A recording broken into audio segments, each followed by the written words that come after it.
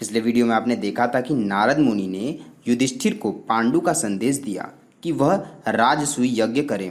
अब आगे की कथा। युधिष्ठिर राजसूय यज्ञ करने के लिए बहुत ही उत्साहित होने लगे और सभी से राजसूय यज्ञ करने का विचार करने लगे। सभी लोग युधिष्ठिर को राजसूय यज्ञ करने की सलाह दिए। सभी ने कहा, आपके अंदर राजसूय यज्ञ करने का सामर्थ्य भी है और राजसूय यज्ञ करने से आप समस्त जगत के चक्रवर्ती राजा बन जाएंगे। इसी प्रकार से सभी ने युधिष्ठिर को राजसूय यज्ञ करने की सलाह और उपाय को बताने लगे, परंतु युधिष्ठिर को संतुष्टि नहीं मिल रही थी। वे राजसूय यज्ञ करने के लिए पूरी तरीके से तैयार नहीं हो पा रहे थे। तब उन्होंने श्री कृष्ण से इसकी सलाह लेने का विचार बनाया। युधिष्ठिर ने अपने एक दूत को द्वारिकापुरी में भेजकर श्री कृष्ण को संदेश पहुंचाया कि युधिष्ठिर श्री कृष्ण से मिलना चाहते हैं।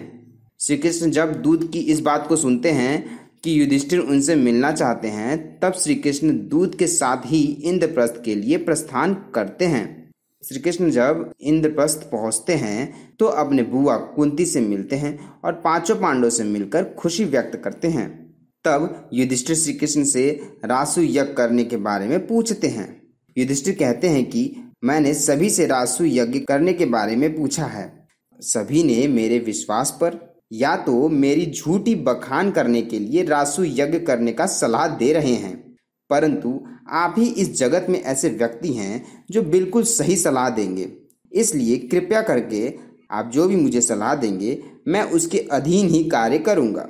तब भगवान श्री कृष्ण कहते हैं, आपके अंदर राजसूय यज्ञ करने का सभी गुण हैं और आपके अंदर चक्रवर्ती सम्राट बनने का भी सामर्थ्य है, परंतु चक्रवर्ती राजा बनने के लिए सभी राजाओं पर विजय हासिल करनी होगी, तभी जाकर आप राजसूय यज्ञ कर सकते हैं।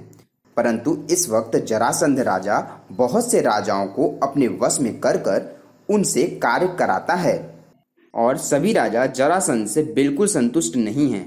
जरासंध ने राजाओं को बंदी बना के रखा हुआ है और उन पर बहुत ही अत्याचार करता है। इसलिए अगर चक्रवर्ती राजा बनना है तो जरासंध का वध आवश्यक है। तब युधिष्ठिर पूछते हैं कि जरासंध का वध कैसे हो सकता है। भगवान श्री कृष्ण कहते हैं, जरासंध के वध के लिए आप हमें भीम और अर्जुन को दे दीजिए। मैं जरासंध के राज में जाकर उसे युद्ध के लिए आमंत्रित करूंगा और मैं उसे मल्ल युद्ध के लिए उत्तेजित करूंगा।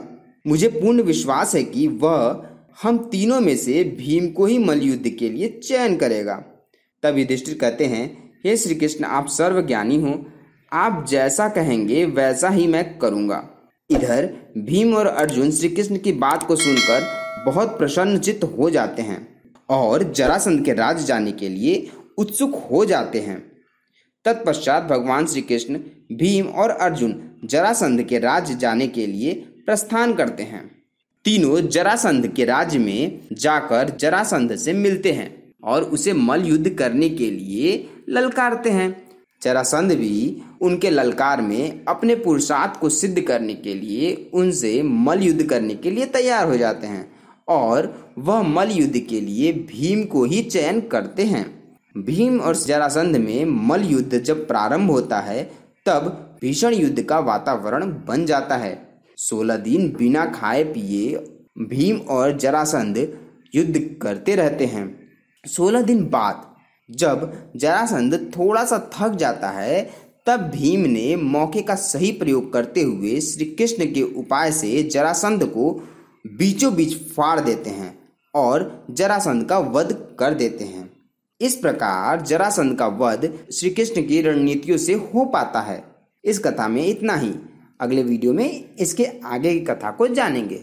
दोस्तों, आपको हमारा वीडियो कैसा लग रहा है आप हमें अवश्य बताएं। धन्यवाद।